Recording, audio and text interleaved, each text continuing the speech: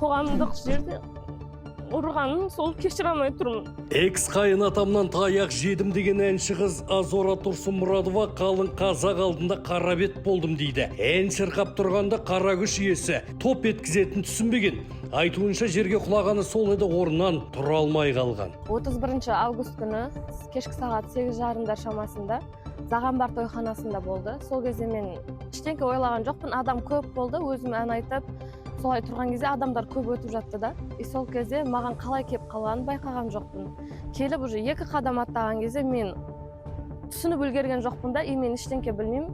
Сол жерде тойханада жарты сағат жаттым. Қайын атамның ішкілік әдетінен көрмеген қорлығым жоқ деген келіншек ажырасып кеткен. Екі жаққа кетуіне экс атасының айдың күннің аманында жаман суға сылқия тойып ұрыс шығаратыны да, күйеуінің тепкінің астына алатыны да әсер еткен. Бірге тұрып жатқан кезде мен 4 ай ғана тұрдым. Ең соңғы 1 айда күйеуім басқа жаққа жұмысқа кеткен, Павлодарға. Сол 1 айда мен қасында күйеуім болмады. Сол кезде ішіп келіп, мені ұрсып ұрған. Менің баласы менің атымнан кредит алып, солай жасап тастаған кезде, менің балам сенің атыңнан кредит алуына сен себепшісің деп мені ұрсып ұрған болады. Шапалақпен. 2 қабат кезінде ішімнен теуіп ұрып 12 рет ұрған күйеуім. Теуіп ұрған. Санап тұрған 12 рет ұрып кеткен. Сол үшін сол кезде мен шыдай алмадым, ағамды шақырып кетіп қалған өзім. Заттарымды жинап. Бұрынғы күйеуімнің әкесін бұл масқара қылығы үшін соттатамын дегенде естіген ұлы әншіге хабарласып қоқан-лоққы жасап тіпті өлтіруге серт берген. Қазіргі уақытта сол заявление жазбай тұрып, сол күн мен ұрғанын білді ғой. Сол кезде ғана баласы таңертеңмен маған жазып қорқытқан болатын.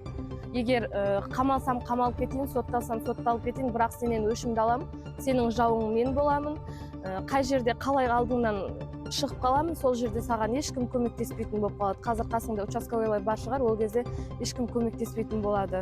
Ұрып кетем, үйтіп кетем, өлтіріп кетем деп мен қорқытып жазып баласы. Азора Тұрсынмұратованың айтуынша полиция бұл оқиға бойынша қылмыстық іс қозғағанымен әзірге нәтиже жоқ. Ол өнерімен өз еңбек арқылы танылып келе жатқан тұста бұқара алдына бұғып берген бұрынғы қайынатасы заң бойынша тиісті жазасын алу керек екенін жеткізді.